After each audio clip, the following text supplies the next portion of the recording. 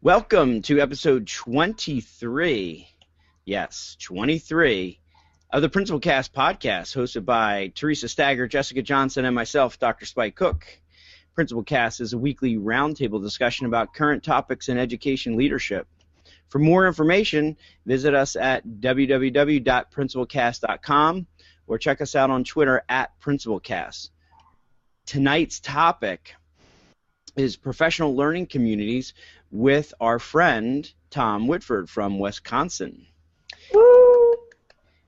This episode is being brought to you today by Storyboard That, the world's best online storyboard creator. You could enjoy 25% off of any purchase today if you go to www.storyboardthat.com/teachercast.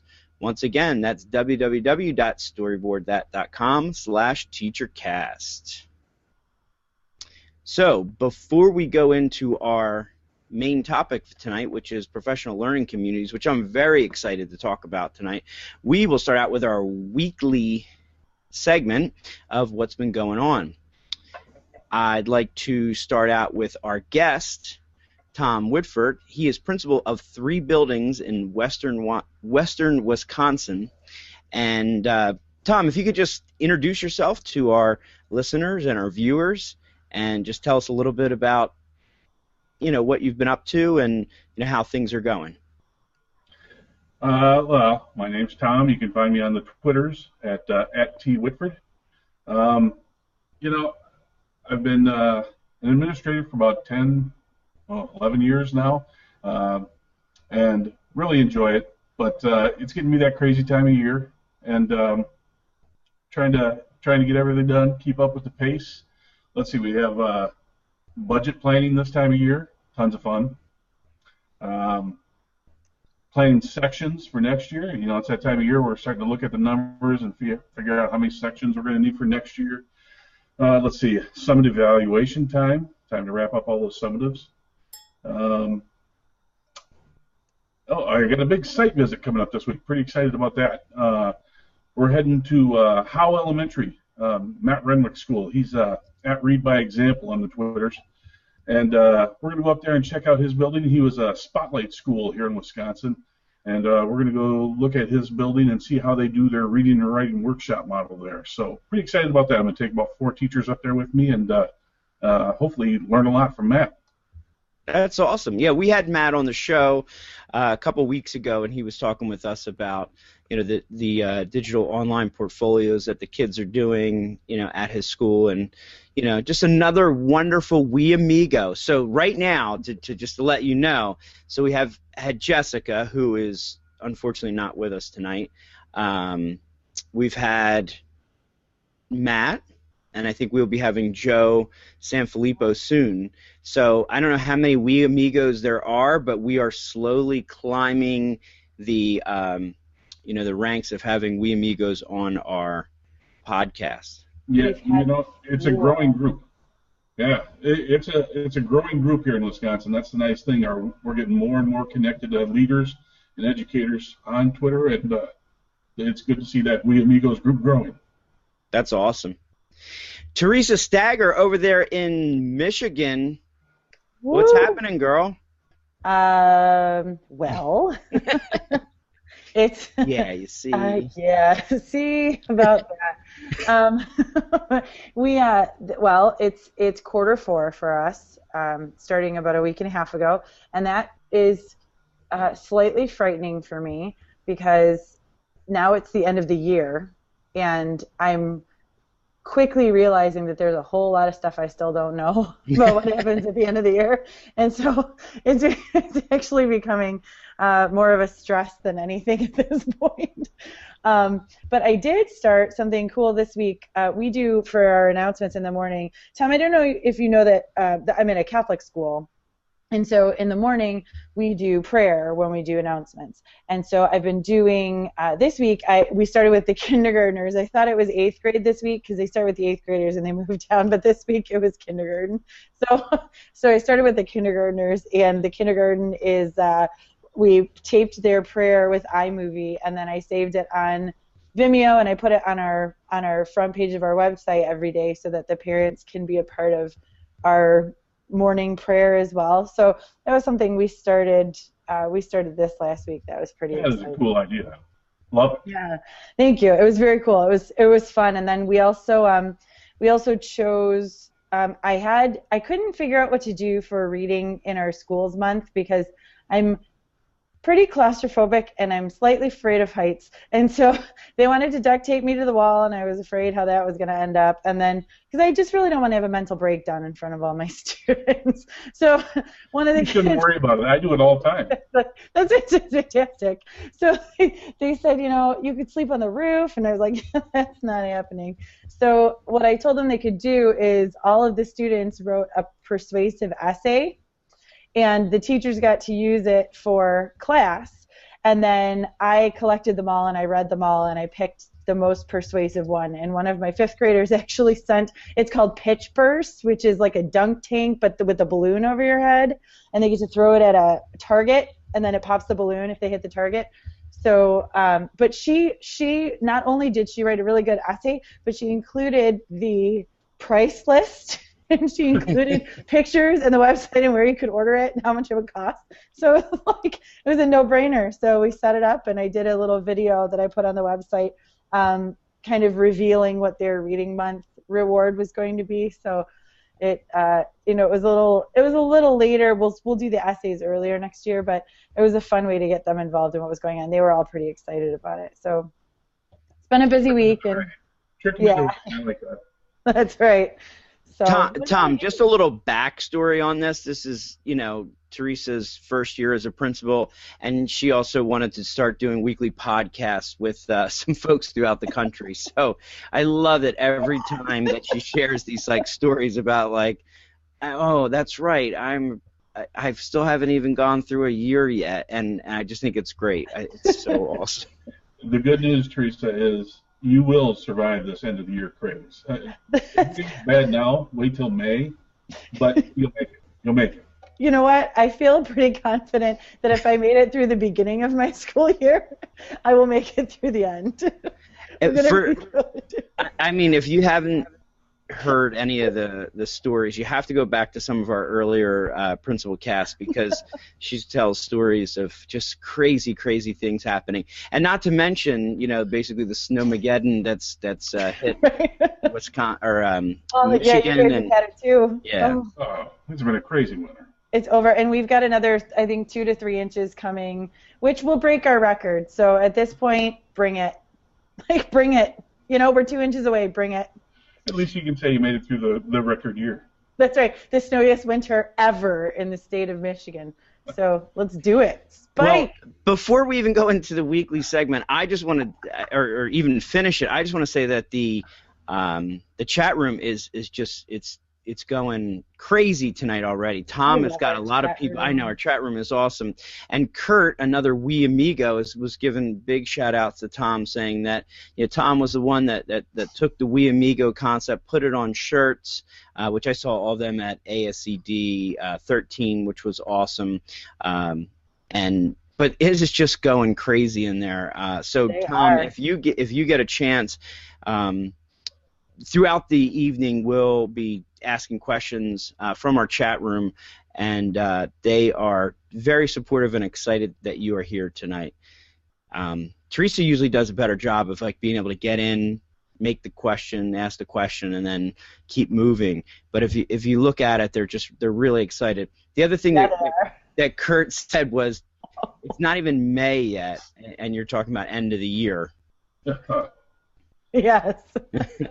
Yeah, that's if Teresa thinks it's bad now, she has got no idea what it's going to be like in May. But the good news is you'll survive. That's right. I'm always one of those people that I try to look 15 steps ahead, but it's so I just don't know what the steps are. And that's where the struggle's coming. Is it's all of a sudden, last week I learned that the 8th graders are done 2 weeks before the end of the school year, and so are the preschoolers.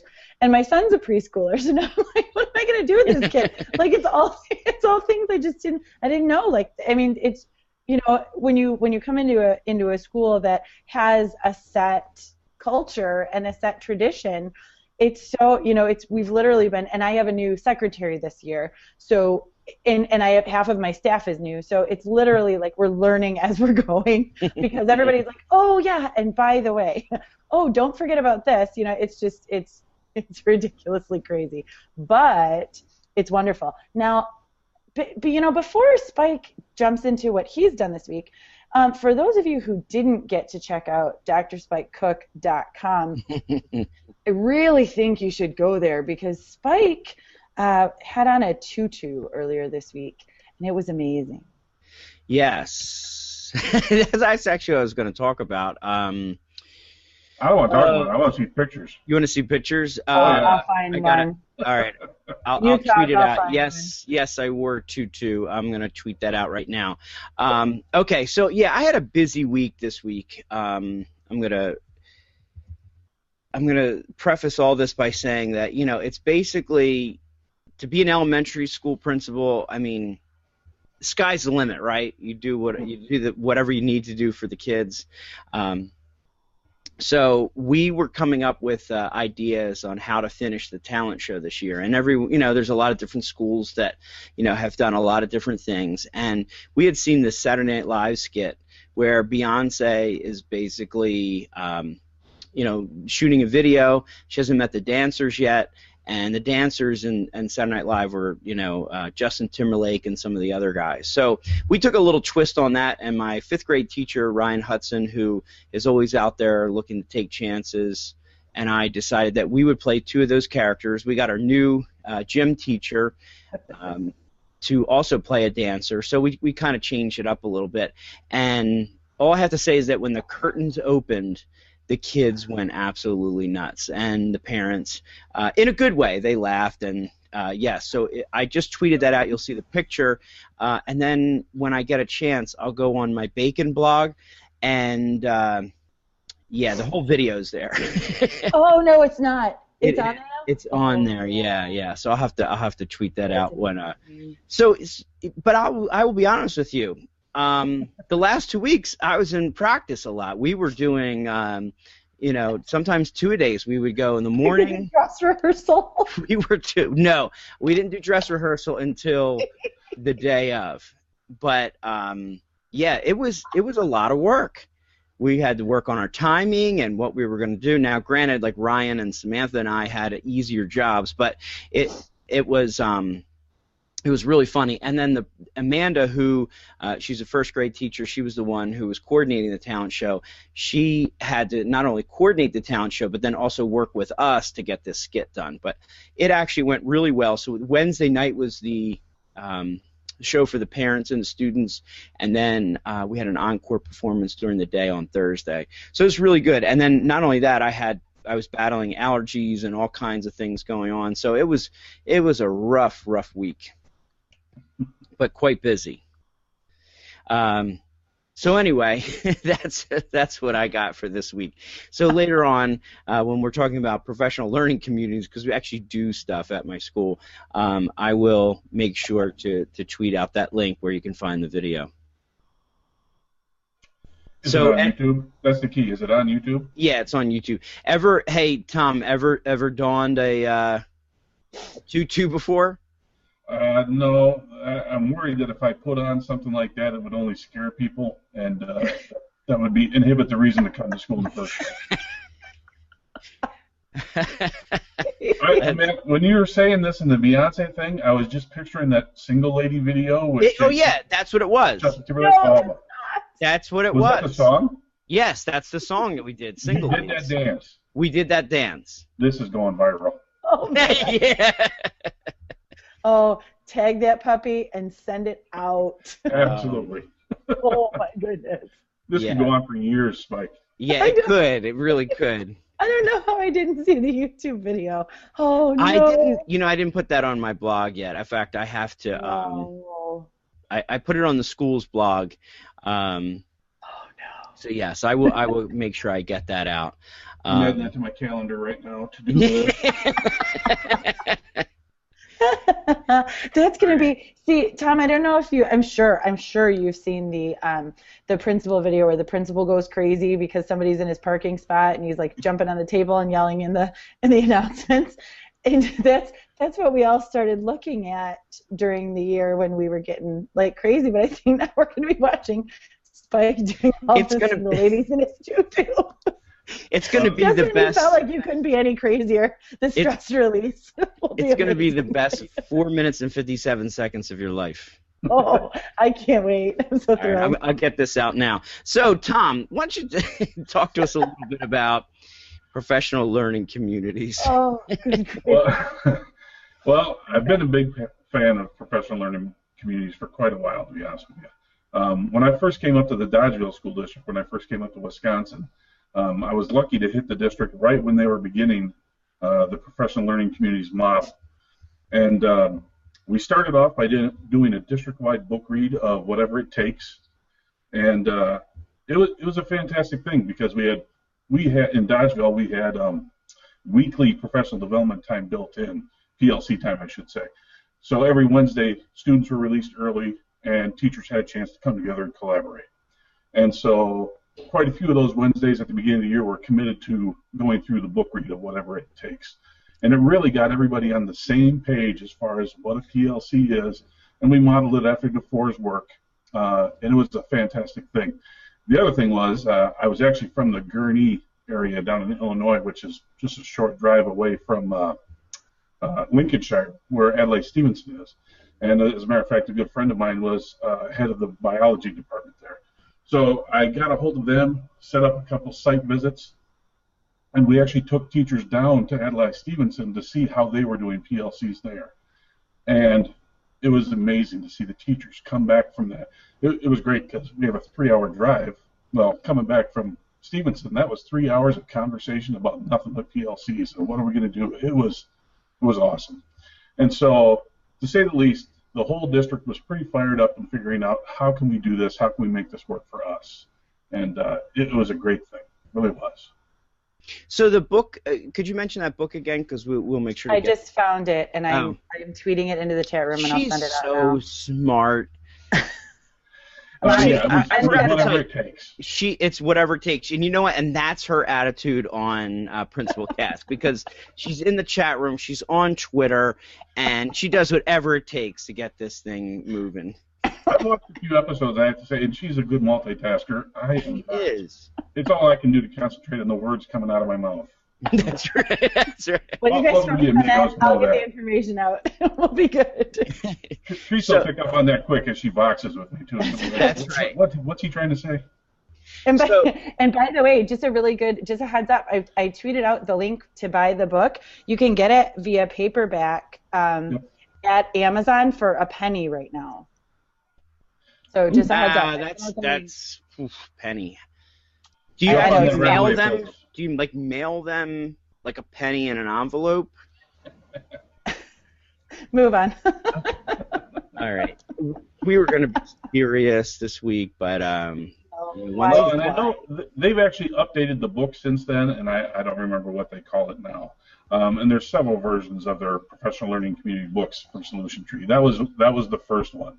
Okay. And they've updated it since then, but you can find that old copy there, and I liked it. It was real simple and easy to follow.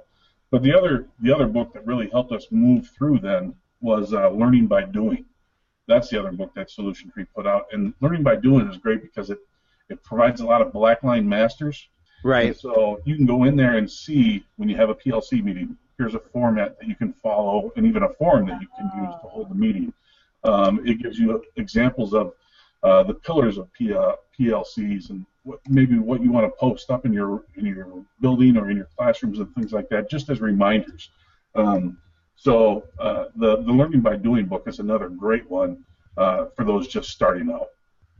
You know, the way I got into PLCs actually was my literacy coach. She's in a doctoral program at Rowan University. That's where I went. So. But they kind of changed the focus a little bit of the program after I'd gone through, and one of her early classes was on PLCs, so she had a whole class designed for this. And I remember her, we'd sit down and we'd talk about, how could we make, the professional learning for everyone, more authentic and, more learner-centered. And she started talking to me about PLCs. And I was like, honestly, I don't think we can pull this off because, as an elementary school, we only have, most of our teachers only have off, 40 minutes a day. And there were some contractual issues that were going on. So, and it was amazing because then what she said was like, well, why are you thinking inside the day? Why don't you think, you normally think outside the box. Why don't you think outside the box a little bit more? And it took me a little bit while. It took me a while to really connect with it. But then once I made that connection, and I had read some of the resources that we'll talk about tonight. I really started to see, okay, this could really just revolutionize the way we do faculty meetings. So that's what we did this year. We said that we're not going to do traditional faculty meetings unless it was a really, something that we had to do, or some of the district mandated, like, anti-bullying or, suicide prevention type of things. And so twice a month we have our PLCs going, and it actually works out much better because if we did it during the day, excuse me, the only ones who would be able to participate are probably like grade levels. So this actually allows us for vertical articulation, horizontal, the special areas are involved, everybody's involved. And what we did is we took, because we're in a turnaround school in New Jersey, and we had to base it on our needs. So we have a math PLC, a language arts PLC, a technology, and then so they meet once a month, and then the other three are we have a Healthy Schools Initiative, we have a family and community engagement, and we have a PBIS one. So people lead them, people participate in others.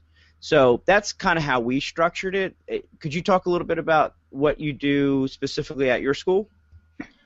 The building I'm at now, I've come into a district that also has been doing PLCs for a while, and it was really nice because it goes along with my philosophy. But we've already had set up a PBIS PLC. We also have a building leadership team that comes together as a PLC, and we kind of plan what we're going to be doing for the next year, kind of our school improvement planning and pieces like that. And then there's grade level PLCs, although we've broken ours down into units because, again, it's hard to find that chunk of time during the day that everybody can meet. So we have a K2 unit, a K1 unit, a 2-3 unit, and a 4-5 unit. They meet as a unit there and do some PLC work too. But then our district also tries to provide monthly collaboration time, and right now the real focus on that is developing curriculum maps and things too. Nice. So yeah, there's really kind of a lot of collaboration time kind of built into our schedule already.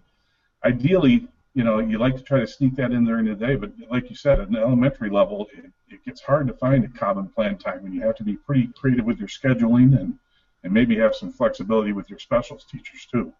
Yeah. So do you think, like, if you were advising me, like saying like what I just shared with you, and so we're a couple months into this now. Do you think that we're going down the right road here? It sounds like you are. I mean, you have all your units put together that you're looking for. The real key with PLCs, though, is it a focus on learning? Are you using data to make your decisions, or is it just folks getting together? Because I think a lot of folks, when they first hear about PLCs and what they're like, they just think it's a team meeting. Right. It's a group of grade level teachers getting together, and we're still planning what unit are you doing next, and what field trips coming up, and that's really not what they are. I think you need those meetings still, and you still need time to do those, but that's not a PLC. So yeah, that's it. I mean, it's a shift in focus, and if you're focused on the right things when you're gathering together, then I'd say you're headed down the right path, and that's where some of those books and things from Solution Tree have really helped us steer ourselves and make sure we're having the right conversations. Yeah, we try to we have an agenda, and most of the time, because like what I'll say to the PLC chairs, because we're using the McREL evaluation, like, you really want to earn that distinguished. I mean, that's what running a PLC is all about. So they'll come up with their own agendas. They'll do a note taker. They'll have some, they'll at the end they'll do pluses and deltas, things that went well, things that they could work on. It's funny how what I've noticed, which is the beauty of this, is that some of the PLCs are starting to overlap. So our Home and School Association, our parental, what do they call it? Home and Community, School and Community. I can't even remember what it is, but you know what I'm talking about.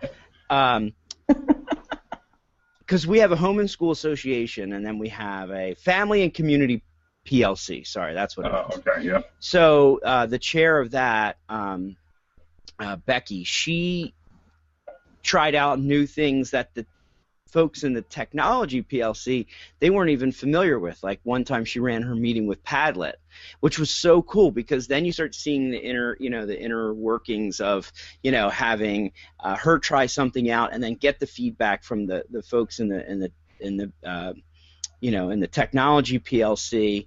And then tomorrow night, the Healthy Schools PLC and the Family and Community Engagement, they work together to put on this reading and fitness night.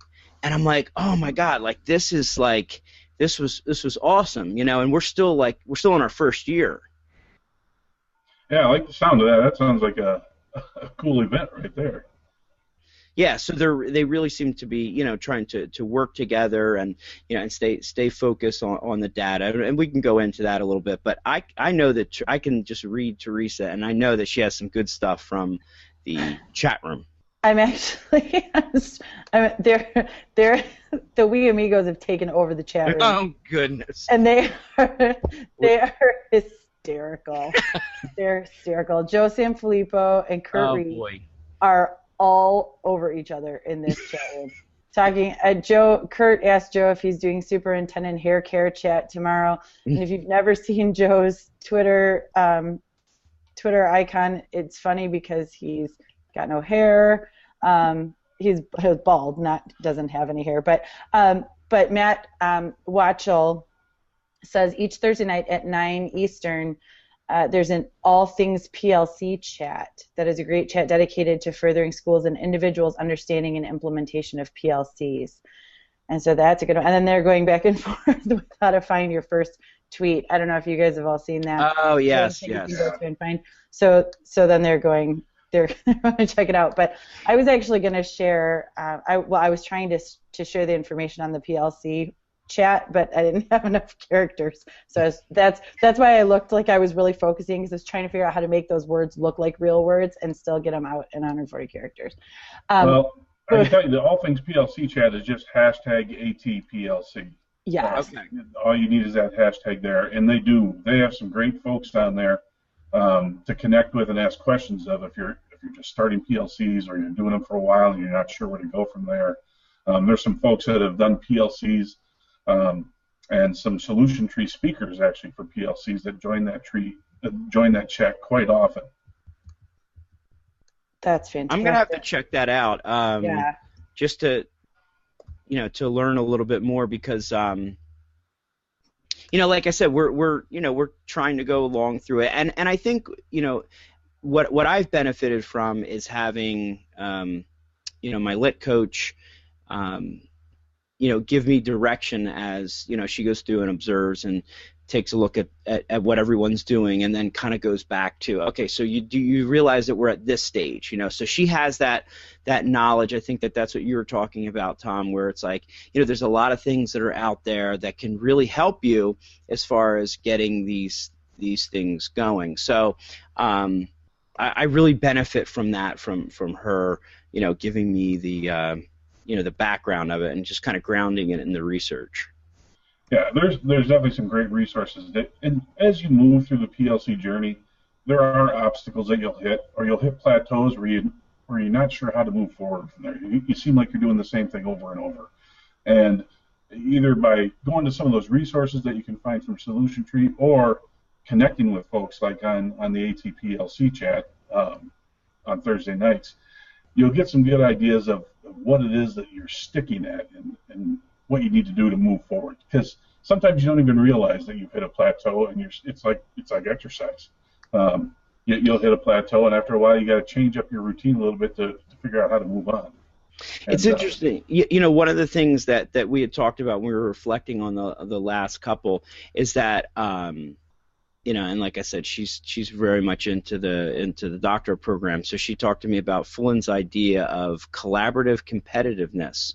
So when you have a PLC chair, like I said, who runs out and finds Padlet and has everything focused on how to gain more family community engagement in the school, that really kind of sets the bar. And then the next time when people go, or if there's a chair that's sitting in her PLC, they immediately will have these conversations like, well, wait, we want to make it, make ours better, we want to make ours more engaging, and it's so cool because it's just happening, and it's happening very organically. But there is like I said, there is a method to all of this. We started PLCs this year because the struggle that we have in our building is that we're not a part of a district very much. I mean, we're part of the Archdiocese, but we don't ever have district in-services. There's nothing for the teachers. And because it's a small building, we only have one grade, one group of every grade. So what we did is we took our, I have pre-K through first grade, second grade through fourth grade, and then the middle, so fifth grade through eighth grade. And we took those groups, they took the Iowa scores and based, the Iowa is the standardized test that we take.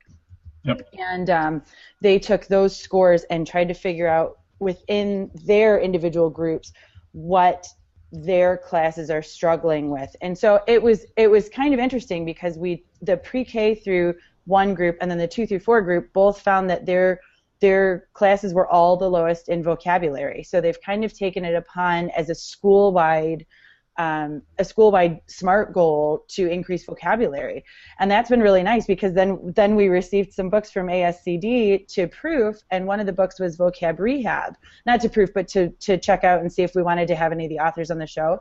And the Vocab Rehab book it fit perfectly because it's one of the ARIA's books, so it's it's very short, it's 30 pages. So we're doing a book study on it within those two PLCs because that's what they chose as their thing. But it's been really nice for those small groups, and then we implemented a one-to-one iPad program this year, so the PLCs have kind of helped in that, with just breaking it up for them too. That's not a database part of it, but I feel like having them broken into those smaller groups has really helped in that part of it. I'm assuming too, Teresa, that when you looked at your Iowa Basic Skills Test and that data there, it said that vocabulary was a need. So it's not that teachers chose it. The data told you what you needed to do. Right, that's right. And that's really, that's the difference between a PLC and the other things that are going on. You make those data decisions. So it sounds like you guys are following the right steps there and moving on the way you should be.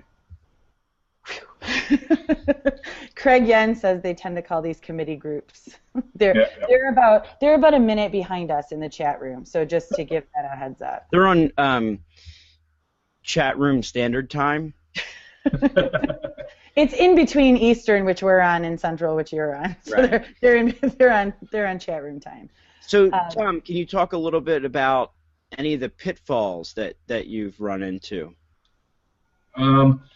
Some of the easiest pitfalls are, you get these groups organized, and unless you're there as the leader at every one of the PLC meetings, it's easy for them to fall back into old habits. And so I think one of the things that you really want to do right up from the beginning is set your team norms. Set norms for your meetings so we know how we're going to react, how we're going to treat each other, and what the focus of our meetings needs to be. Because you can always fall back to the norms and say, I think we're getting off track, guys, and just call it norm. So I think that's a real key concept for everything. The other thing is your meetings should be based off of your vision. So whatever your school vision is, that should really drive your meetings. how are we doing towards meeting our vision? And those are some key things there that if you can just remind yourself to check into those two things all the time, your meetings will probably go okay. You know, they call it the big three of what PLCs are all about. You know, results orientation and learning focused. So I mean, those are some things that you just always want to keep in mind in your meetings, and maybe even post them on the walls that wherever you guys decide to meet as a team, so that you can sit there and go, are we on task? Are we on task with what we're supposed to be doing? I like that. That's a great idea. Yeah, I like that too. Just to kind of keep everybody on the same page. I like the vision-based, and that's funny because like we're going through this time right now where we're trying to define what that is. Like in our district, we talk about being world class, and but how are we going to define that? You know, through our school. You know, and that's one of the things that I think as educators, you know, when we put missions and visions together, you know, even for a district, you know, that's okay to adopt, and you want to go along with what everyone else is doing, but then you also want to be able to define that for yourself. Oh yeah, you know, I've been in a few different districts now over the past 5 years, and to be honest with you, there is a district mission statement and a district vision statement, but I think each building has its own too, and it should probably line up with what the district mission statement is, but each building is going to have its own flavor and its own approach to things and how they do things there. And the real key is, as you're sitting there making decisions in your meetings, does it line up with what our vision is? Because if it's not, we're off track. We're off track with what we want to be doing. I mean, to me, a vision statement isn't something you just throw out there, a bunch of fluffy, pretty words, and you go for it. It really should mean something. It should really drive how you're going to do things in your school. And so, to me, when you're having those meetings, if you can look back at the end of the meeting and say, is that still what are we still aligning ourselves to the vision statement that we've laid out? And to me, that's where alignment is such a big thing too, because you can have all these different things going on, but if they're not aligned, they're never going to come back together and work that well. So to me, that just always referring back to those pillars of what we're all about is a key thing.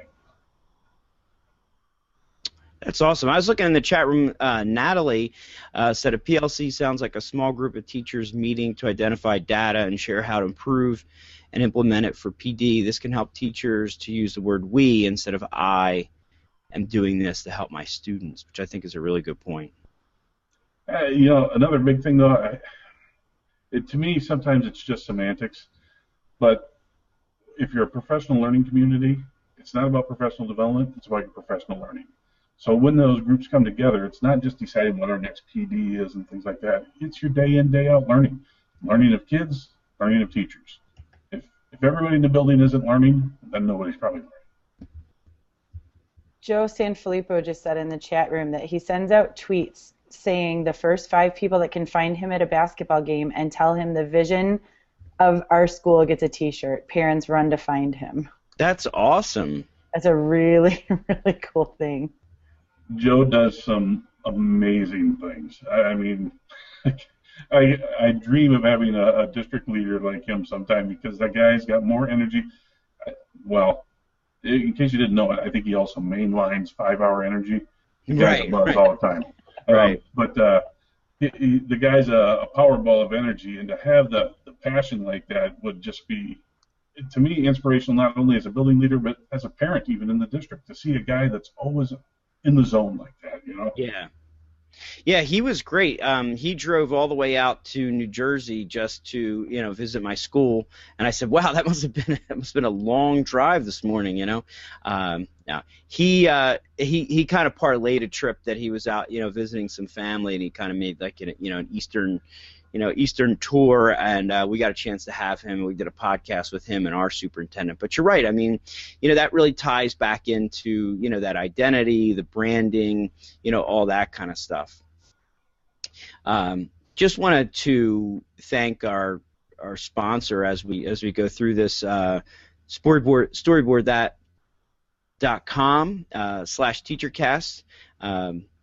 Check them out, 25% off of any package purchased today.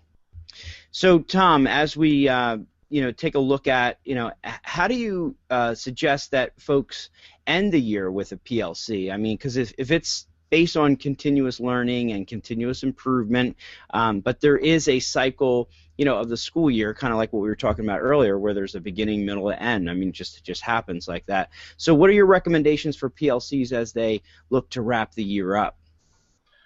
Well, with the staff that I have and kind of with the data and benchmarking that we do in our district, the end of the year is really focused on how do we do on making our goals this year. I mean, did we work towards the goals, growth for students that we were looking for, and then also examining the data and saying, okay, what are curriculum instructional tweaks that we need to make for next year? Examining our data, what does it say that we still need to work on yet? What do we need to improve on? So there's always that piece there. As a leadership team, we come together then and we take a look at our data again and say, instructional-wise, is there things that we need to make changes to the schedule so that we can be, one, a better PLC, and two, things that we can do to maximize instruction time for students.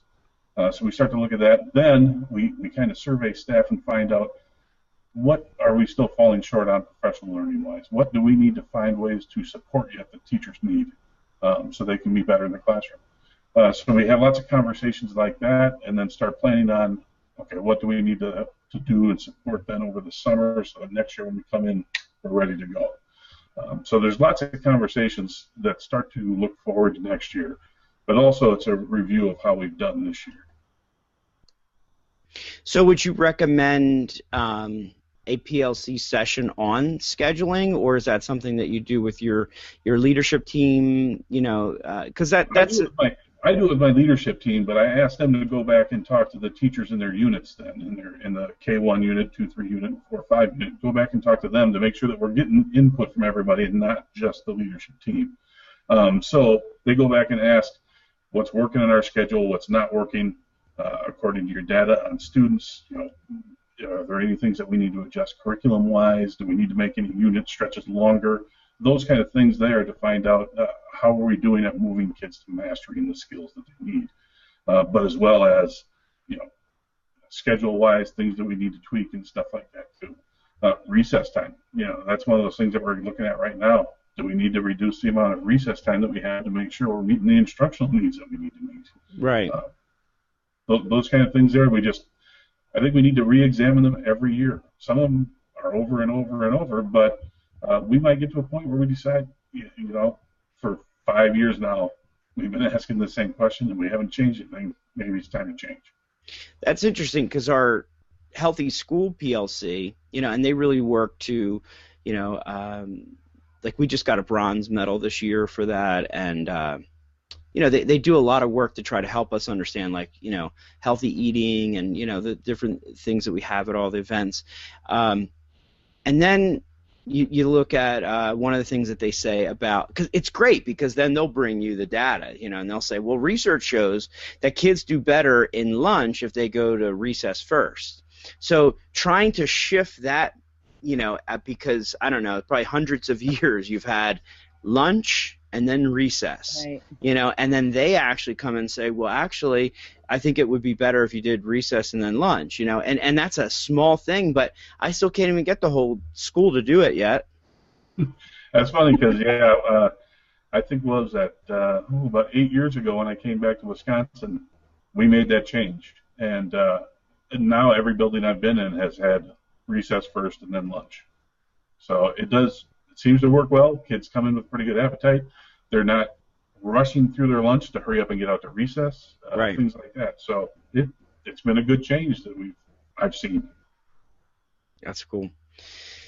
I was looking in the chat room earlier, and I saw a really interesting point by Kurt, and he talked about, and this would especially be something when you look at administration, like your first step in a PLC journey is to make sure that your administration team operates as a PLC. If you don't have that, then your rest of your work is going to be very difficult. So, operating from the model the way, so, and that's difficult, because when you look at, like, I work in a big district, 11 different schools, and, 60-some administrators, with supervisors and vice principals and stuff. That could be a really daunting task. But I think he makes a really good point that if you want to model the way, that's how we should be doing it as administrators. And it's absolutely a huge factor, Spike. One of the things when I was back in the Dodgeville School District, we were doing the PLCs, and they were going pretty well in the buildings and things like that. But I noticed at our admin team meetings, we weren't quite functioning as a PLC. And so I brought it up, and we went through the 5 dysfunctions of a team training. Oh, that's cool. Lencioni, yeah, that's good stuff. It was fantastic. We took a retreat day. Actually, we took, I think, 3 retreat days. And met in a hotel. They had a nice little conference room for us nearby. And really stepped out of the offices and stuff like that. Even the district administrator, who she has a nice conference room there, but when we go there, it's like we're still there at work. So we stepped out of that whole thing and met as a group and went through the training, and it really helped. We opened up and were honest with each other about some things, faced some brutal facts, and but really started to function as a much better team after that training. And it was one of those things that I'd recommend to any team that hasn't done it to give that training a shot. So that's based off of the book? Are there trainers out there that complement the book? Is that how you did it? No, there's a guide, a facilitator's guide kind of thing that you can order, and it walks you through the whole process. It gives you different activities to do and things like that, so that you're examining each one of those pieces of the 5 dysfunctions. Okay. And it was really helpful, and it's definitely something I don't think you can do in a day. It takes a while to go through all that.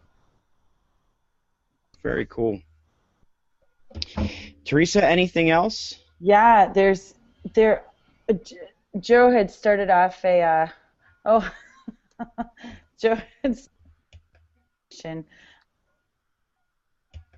there was confusion about the T-shirts, about where the people got T-shirts, and Joe was talking about how you could get 24 for $40 at Sam's Club, and I was like, Sam's Club? I didn't even realize that you could get shirts at Sam's Club. And he's like, no, 5 Hour Energy at Sam's Club. Oh. He'll know where all the bargains are in that. That's right. They said a lot of them are looking for places because, Joe was talking about sending out the T-shirts, and Joe said he actually budgets about $5,000 a year for gear, and they give it all away. And he said it works out really well. And Craig mentioned maybe putting the school mission statement on the shirts that you're sending out. So now there's a chat going on about different places that you can find shirts, Teespring, teespring.com, things for just Zazzle. Places like that, Zazzle, Cafe Press. Yeah. So that was a good one. They're also talking about the leadership teams in school, because a lot of them have leadership teams for as a sort of PLC. Mm-hmm. And so they're talking about how you find the leadership team and whether or not you recruit them or ask for volunteers. And do you have a leadership team in your school, either one of you? Yeah. Yep. I have a building leadership team, and to be honest, at the district level, I can't even count how many different types of leadership teams there are, committees, I should say. But yeah, there's quite a few going on in my building. Yeah, we have a leadership team. They are selected every year, and then the district provides 2 days of they call it summer trek, where everybody gets together from each of the 11 schools with our either 7 or 8 leadership representatives. And by starting the PLCs, that's who I use this year as starting out, like the PLC chairs. But since we were doing the McREL evaluation, what I said to everybody, the entire staff, was that anybody can start a PLC. Anybody can, if you have an idea or if you have something that you really are passionate about, because if you take a leadership role in your PLC, that's only going to help you, our school, and then also on your evaluation. So that's actually how we did start the family and community one, because that wasn't there at the time. So I had somebody step up and say, we need to do a little bit more than just our regular PTA. Wow. There was another small debate going, not debate, just bringing up questions about, the discussion with recess, and I think that this might be a good podcast topic as well, as is, what we do with recess. Is it, do you, like Tom had mentioned, you have recess and then lunch, or do you do lunch and then recess, and then do you pull recess for if you're running out of time in the school day, do you pull recess? Do you do it for discipline? So there's a little bit of conversation happening in there about that too, and there's it's a lot of information. So, well, I know that Kurt Reese, I would be very surprised if he said he wanted to get rid of recess, just because if you look on his Twitter handle, it is Recess Kickball Legend. Yeah. So I would be assuming that he would want to still keep that. He had to jump out of the chat. His one of his kids is sick, so he jumped out. But yeah, but that that's another. That sounds like a good follow-up discussion. I agree. So I think are there any? Yeah. What do you think? Well, I think I want to just thank our guest, Tom Whitford, for coming in tonight. Somebody who's very passionate about PLCs and leadership, and just a really good, awesome person to know. So I definitely want to thank you, Tom, for coming on. Thanks, Mike. Thanks, Teresa. Oh my goodness, thanks so much. Before you head out, though, I just want to go over a couple of things. So next week, March 30th, we are having the great BYO debate. That's with Tony Sinanis. He will be joining us to discuss the great BYO debate as we continue to go, and that would be episode 24. 24. And shout out to Tony Sinanis for being named the New York State Principal of the Year. That's right. Elementary principal. Well done, sir. Well done. So, Tom, would you like to give any shout-outs to or any recommendations for people to follow on Twitter? You know what? I've got a few here that I'll share for folks that are interested in PLCs. Mike Matos is a big one for RTI and PLCs. The pyramid model, it really kind of comes from him, and it's at Mike Matos 65, MikeMattos 65. Okay. Another great one, Ken Williams. He's at Unfold the Soul. Ken is truly inspirational. Has some great ideas to share and things like that. He jumps into the Twitter chats quite often, so he'll jump in. Another one that I wish would tweet more, but he's still a great guy and occasionally he does, is Anthony Muhammad, and he is at New Frontier 21. New Frontier 21. Those guys are big solution tree speakers and things like that. They do jump on Twitter now and then, and will speak with you, especially on the ATPLC chat on Thursday nights. But here's a few guys that are on Twitter often and are great connections because they're in the game like we are. I mean, they're out there doing it. Stephen Weber, he's at Curriculum Blog. Stephen shares tons of information, and he's on Twitter all the time. Great guy to connect with. Another one is John Wink. He's a principal down in Texas, and he is at John Wink 90. And then Will Reimert. Excuse me, Will, if I'm murdering your name there. Will is a principal up in Minnesota, and his is just at Will Reimert, Remmert. All incredible guys. I'd always throw up Bill Ferreter at Plug Us In. Bill also has done a lot with PLCs, so I mean, if you connect with those folks there and you have questions about PLCs, go to them. They're the gurus. That's awesome. Awesome. And where can we find you, my friend? You can find me probably near a pizza joint or anywhere far away from a treadmill. But on the Twitters, you can find me at T. Whitford.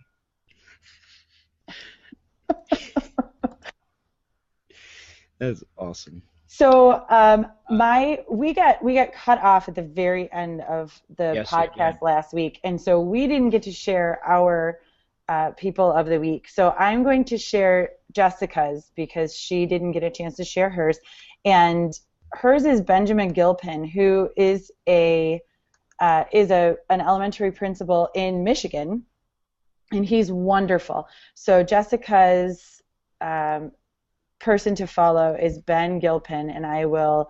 It is at B Gilpin, I believe. Hold on one second. Nope. Oh, at Benjamin Gilpin. Benjamin Gilpin. So I'm putting it. I'm putting it on Twitter right now. And Spike, why don't you go ahead next? Okay, my person. It's so ironic that we got cut off last week because I was going to talk about a person I just connected with on Twitter. Her name is Jenny Gerbaik. And she is at TechGirlJenny. That's TechGirlJenny. She's a K-12 director of technology down in North Carolina. So, as luck would have it, or as the Twitterverse would have it, I was just going through my feed, and I looked at a quote that she made when she was in the Ed Chat RI. I think it was actually like right before or during our show, and so it was last Sunday, and I was going through everything, and I see her response to one of the questions, and I just thought it was the most poignant quote I've ever seen, and so did the rest of the world. She said, "My next professional development is usually found on Twitter. It's daily, it's random, it's frequently amazing."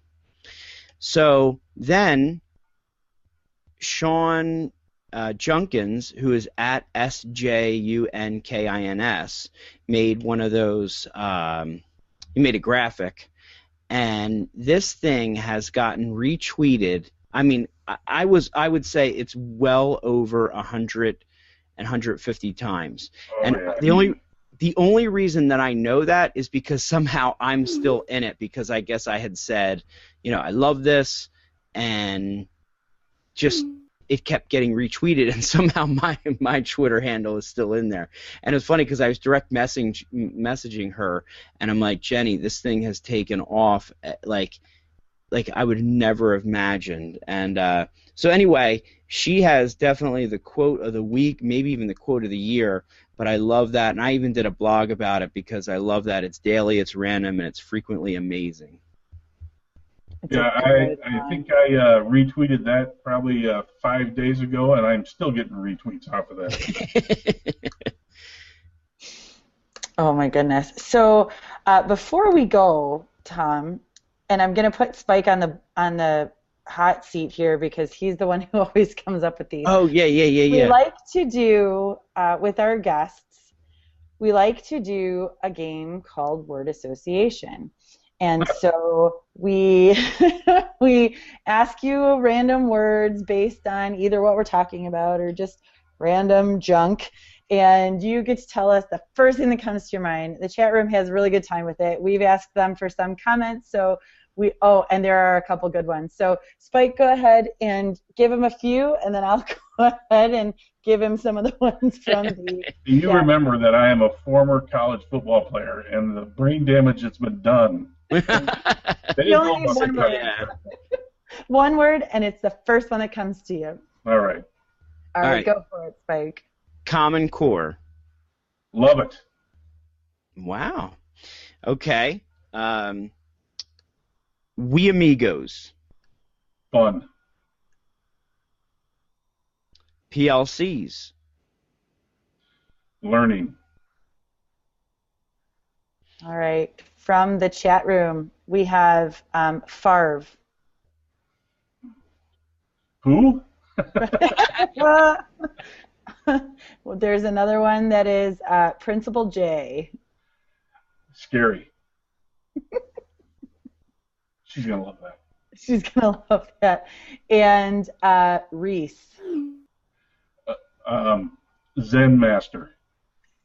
Fantastic. It looks as though that's all. I always send out the request a couple minutes before we do it, so they have a chance. All right, I got one more. Go for it. You said I got two more. I'm sorry. Oh, good. Treadmill. Fear Factor.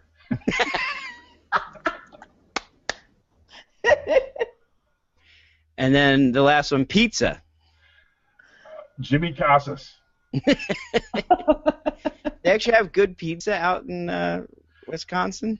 They make cheese in Wisconsin. Of course they have good pizza. Yeah, they are. It's the mom and pops places that you can find. Depends what you're in the mood for. I can steer you to some real great thin crust places. There is one of the best Chicago-style deep dish places in Wisconsin. I'd put it up almost against any Chicago pizza place. Wow. It's in Platteville, Wisconsin. As a matter of fact, when the Bears used to come to training camp in Platteville, Wisconsin, a lot of them would go there to get their Chicago-style pizza. Pizza Enormous. Wow. Interesting. Yeah, I don't know how much I really like the deep dish stuff, but I did when I was in Chicago. I did try some. But of course, you have like the chains out here, like Pizzeria Uno, and not the same. No, not at all. If you get to Chicago, you either got to go with Lou Malnati's or Gino's East. That's real deep dish Chicago style pizza. Yeah, I don't think I got to either of those, but yeah, you probably went to Uno's. It's just not the same anymore. Yeah. I mean, the original location downtown isn't bad, but Lou Malnati's and Gino's East blow it away. Nice. I love your open and honest discussion, Tom. You are awesome, man. And once again, thank you so much for coming out tonight. Yes, Thanks for asking me to join. Oh, it was awesome. We really appreciate it. Chris Nassi says that, Spike, you need to stick up for your pizza. And Peggy George says that your pizza place, Tom, almost makes her want to take a trip to Wisconsin. Nice. Chad Yan says he's about to head out, get dinner, and he thinks he's going to get pizza. He wonders why. So you've made quite an impact on our chat room tonight, if not for anything else than the last 5 minutes. But That's they're right. they're pretty geeked in there. They said that you were fantastic, and we're so thrilled to have been able to have you on, and especially for something that you're so passionate about. So we really, really appreciate it. Thanks much. Glad I could join. Awesome. So I think if we have nothing else, Spike, do you have the our sponsor? Can you go ahead and give our sponsor and then where we can find Jeff? Sure. Our sponsor, of course, is StoryboardThat.com, and we want to thank our sponsor for supporting us, and our loyal TeacherCast followers can enjoy 25% off of any package purchased today at StoryboardThat.com/TeacherCast. And as always, we want to give a big shout out to our producer and motivator, Mr. Jeffrey Bradbury. You can find him on Twitter at TeacherCast for his blogs and resources, teachercast.net, and for his podcast, teachercast.tv. He is doing a PodFund campaign, so consider, if you like and enjoy the things that the TeacherCast Education Network is doing, please make sure to support him at his PodFund campaign. Yes, folks, get out and do that. You can find anything on TeacherCast. That's the truth. It's the truth, and he does so much for all of us. So we appreciate you, Jeff, and I think with that, Principal Cast out. Have a great week.